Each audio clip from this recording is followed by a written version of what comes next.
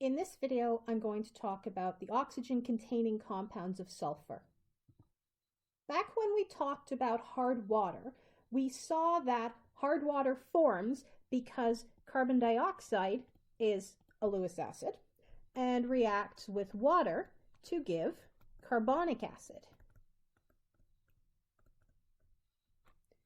Well, sulfur trioxide does basically the same thing. It is also a Lewis acid, and so sulfur trioxide also reacts with water.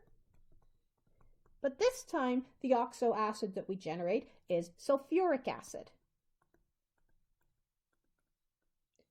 Sulfur trioxide is such a good Lewis acid that it will also react with sulfuric acid itself. And if you were to take sulfur trioxide gas and bubble it through liquid sulfuric acid, you would get something called fuming sulfuric acid, which has the formula H2S2O7. And that's not aqueous, so I guess I'll write H2SO4 as my solvent there. Now, it turns out that the great Lewis acidity of sulfur trioxide can be a bit of an environmental problem, because when we burn fossil fuels, if they have any sulfur-containing compounds within them, then we tend to release sulfur oxides like sulfur dioxide and sulfur trioxide. And if we release sulfur dioxide, it will tend to react with nitrogen dioxide, which is another common byproduct of burning fossil fuels, to get sulfur trioxide, and in this case, nitrogen monoxide gas. And the sulfur trioxide then dissolves in water in the atmosphere, generating acid rain.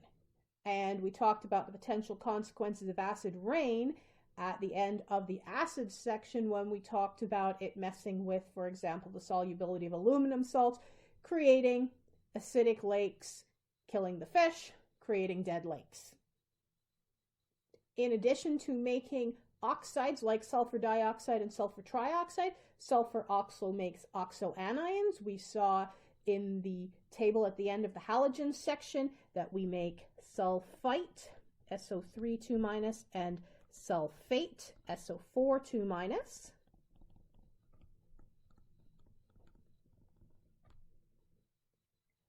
And if either of those is fully protonated, we get the corresponding acid, sulfurous acid, H2SO3, sulfuric acid, H2SO4.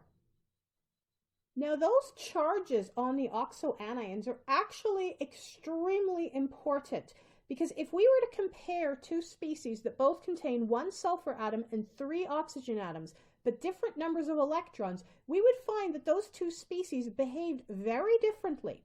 So if we were to compare sulfur trioxide, which is SO3, and the sulfite ion, which is SO3 2-, if we wanted to draw the Lewis diagrams for both of those species, of course, we have a sulfur atom with 6 electrons, and we have 3 oxygen atoms with 6 each, so that's 18 electrons.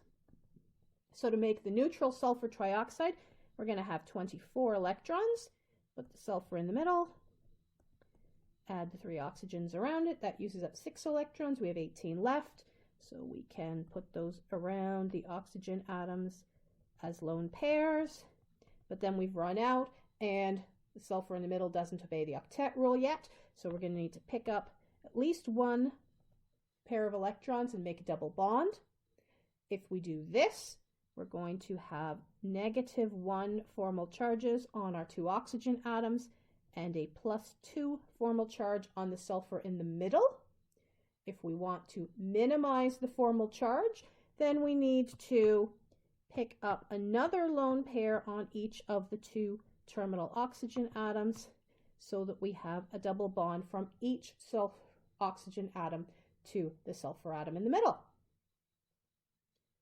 If we want to draw the Lewis diagram for the sulfite ion, then we're going to have 2 extra electrons to play with due to that negative charge.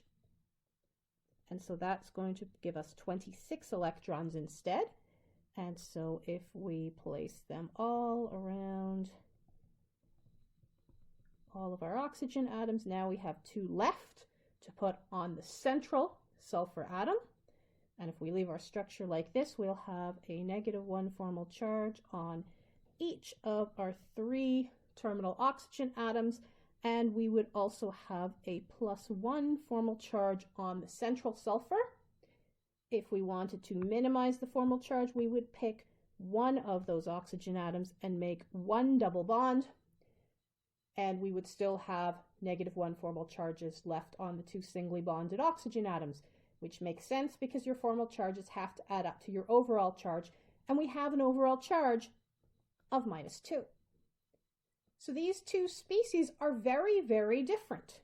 If we were to look at them in terms of their geometry, for example, the sulfur in sulfur trioxide has 3 electron groups, and they're all exactly equivalent.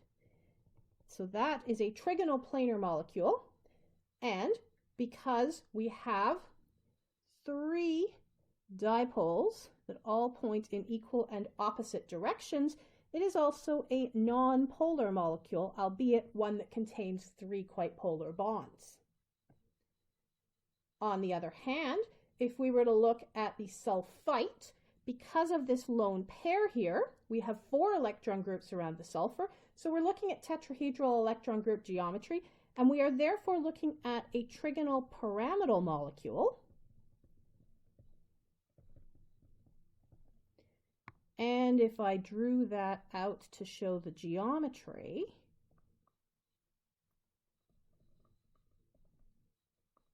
it's going to look something like that.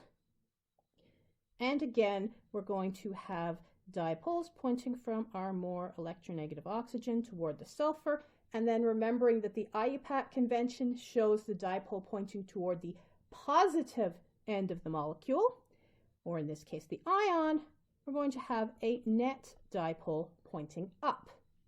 And so this is a polar molecule.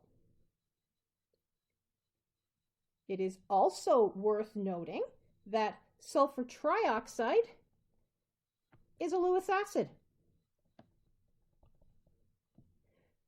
Sulfite is not a Lewis acid. It's got a -2 charge. It really doesn't want to be gaining electrons from anywhere else.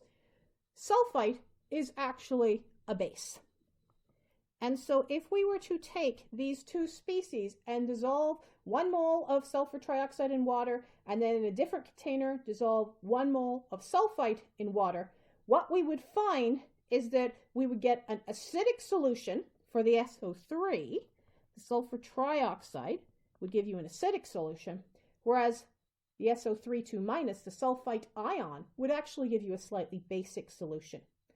And so pay attention to charge, because adding or removing a couple of electrons from the same set of atoms makes an enormous